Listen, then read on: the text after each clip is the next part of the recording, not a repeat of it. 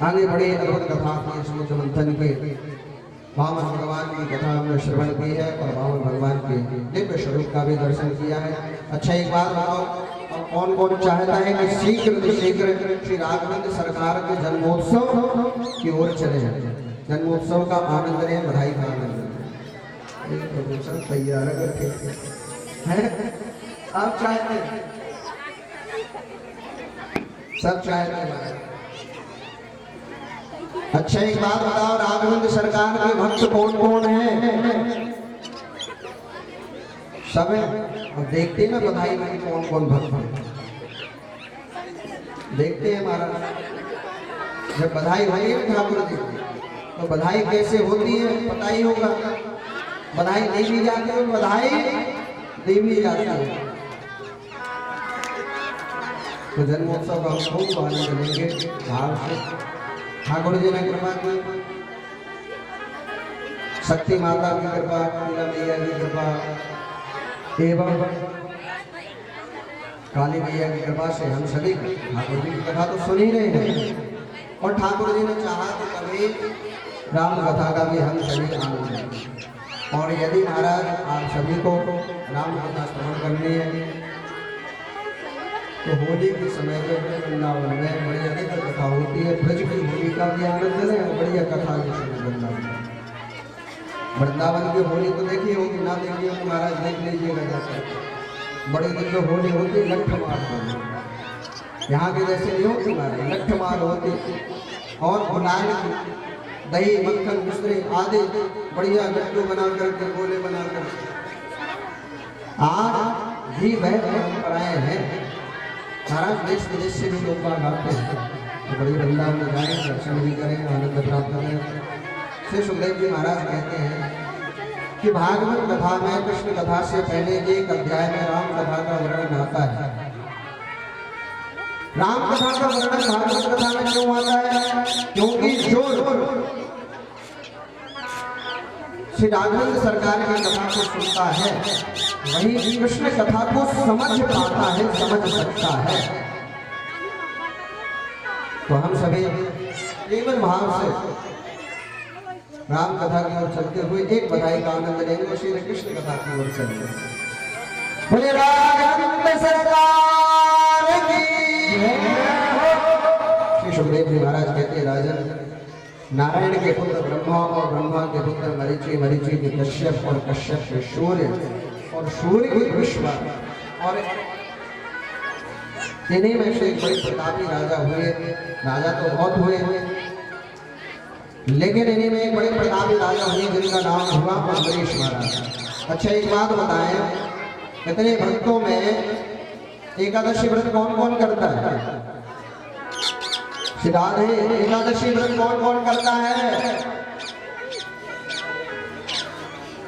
एक बार जोरदार ताली के से महाराज को एकादशी व्रत करता है। एकादशी व्रत अवश्य करना चाहिए क्योंकि अम्बरीश महाराज ने एकादशी व्रत किया था।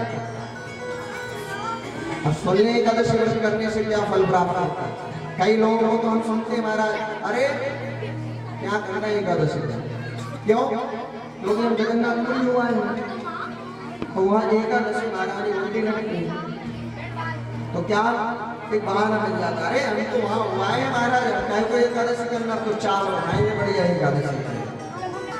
तो ऐसा नहीं है प्रभु, वहाँ का नियम ये है कि आप वहाँ जाएं, जगन्नाथपुरी जगन्नाथ भगवान के दर्शन करें और जो वहाँ भाग मिलता है ना जगन्नाथ के भाग जगत बसारे।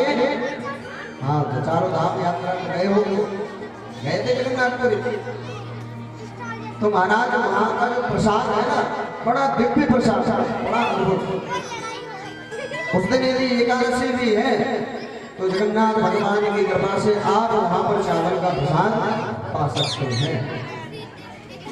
अम्बरीश महाराज का नियम था कि भाई एकादशी व्रत करते थे। नियम था कि द्वादशी पारायण से पहले भाई किसी न किसी ब्राह्मण संत को भोजन कराता है ना। अच्छा और महाराज एक दिन क्या हुआ, अम्बरीश महाराज के यहाँ पर दुर्वासा ऋषि आए। देखने में तुम्हारा दुर्वासा ऋषि बड़े बड़े उदित संत हमारे यहाँ पर गुरु जी के आश्रम में एक महाराज जी रहते हैं, उनका नाम है दुर्वासा। और वो सुबह सुबह भजन करते हैं, छत पे बैठ करके दूर से चिल्ला चिल्ला करके अगल बगल के आश्रम के महात्मा आ जाते, हाथ जोड़ करके के प्रभु सुबह 4 बजे से भजन में लगे जाते हैं। बड़ी बड़ी दुर्भाषा। क्या हुआ, अम्बरीश महाराज के यहाँ पर आए, निवेदन किया कि प्रभु आप आए, हम धन्य हो गए, कृपा करके आप हमारे यहाँ पर प्रसाद खा करके जाएंगे, तभी हम पारायण करेंगे। महाराज उस दिन क्या हुआ, द्वादशी किंचित मात्र समय के लिए थी और महाराज पारायण करना प्रारंभ कर दिया, जलपान किया, चरणामृत। और महाराज क्या हुआ, उसी समय दुर्वासा ऋषि आ गए, बड़ा क्रोध आया, कहा एक संत का निमंत्रण करने के बाद पहले और तुमने जलपान कर लिया, पारायण कर लिया। महाराज जटा उखाड़ करके जैसे जमीन पर पटके और जैसे गिरी, महाराज राक्षसी प्रकट हो गई, अम्बरीश को मारने के लिए दौड़े। अम्बरीश सामने हाथ जोड़ करके खड़े हो गए, नारायण भगवान के चरणों में ध्यान लगाया, कहा प्रभु यदि इस शरीर से किसी भी संत ब्राह्मण का अपराध हो गया हो तो इस शरीर को अभी जल करके भस्म हो जाना चाहिए। नारायण भगवान से देखा नहीं गया, भगवान ने अपने सुदर्शन चक्र को छोड़ दिया। महाराज अब तो दुर्वासा ऋषि आगे आगे जा रहे, पीछे पीछे सुदर्शन चक्र जा रहा। महाराज पूरा 1 वर्ष हो गया घूमते घूमते महाराज अनेक स्थानों पर गए। महाराज यहाँ तक के शिव जी के पास में, ब्रह्मा के पास में, नारायण के पास में, ये प्रभु हमारी रक्षा करो इससे। नारायण भगवान ने कहा कि तुम जाओ, जाकर के उस भक्त से प्रार्थना करो, यदि उस भक्त ने क्षमा कर दिया तो तुम्हारी रक्षा हो जाएगी। दुर्वासा ऋषि अम्बरीश महाराज के पास में गए, उसी में लेट गए, कहा हमसे अपराध हो गया।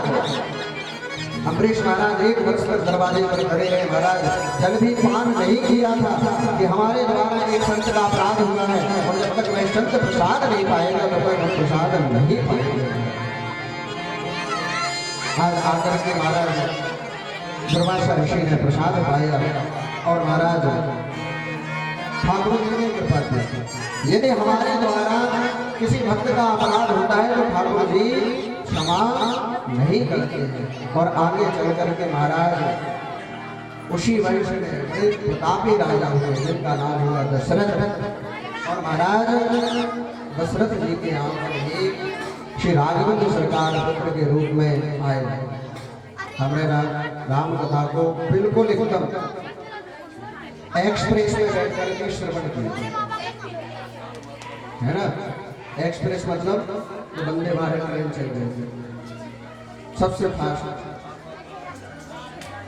तो केवल एक बधाई का आनंद लेंगे और उसके बाद सीधे कृष्ण कथा की ओर चलेंगे। कभी ठाकुर जी ने कृपा की तो विस्तार से राम कथा को श्रवण करेंगे, क्योंकि महाराज ऐसा होता है कि क्या करें महाराज, कुछ वक्त ऐसे ही महाराज चल लेते हैं।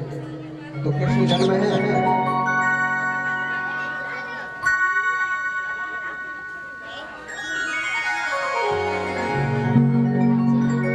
देखिए हम सभी का अपना सौभाग्य कि प्रथम दिवस से ही इस यज्ञ में अनुष्ठान में संत ब्राह्मणों का आगमन हो रहा है। और शास्त्रों में कहते हैं कि यदि यज्ञ अनुष्ठान में संत ब्राह्मणों का आना प्रारंभ हो जाए तो मानो यज्ञ सफल है।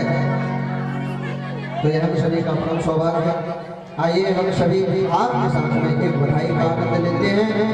और बधाई का आनंद कैसे लेंगे हैं? ऐसे ही बैठे बैठे।